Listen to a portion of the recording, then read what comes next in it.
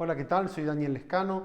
Hoy les quiero mostrar esta maravilla que es un Steinway D de 2,74 m del año 1900. Les comento así en general los trabajos que hemos hecho. Les he cambiado los cueros, les he cambiado los ejes, se han cambiado la martillera por una martillera alemana, le hemos cambiado los nodos, le hemos hecho un mantenimiento bastante bueno. El teclado de marfil era original y no estaba en buenas condiciones, lo hemos cambiado también. El cordal está totalmente original, la caja armónica nunca fue tocado por nadie.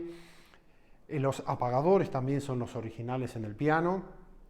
Esto es una maravilla que se encuentra en perfectas condiciones. Conservamos el mueble absolutamente original con la pata. Esa pata se llamaba tipo elefante a principios de siglo. Acuérdense que es un piano de 2,74 m del año 1900. Ahora lo que quiero que escuchen lo que es esta maravilla, cómo suena. No hay mucho que decir. Quiero que escuchen esta maravilla.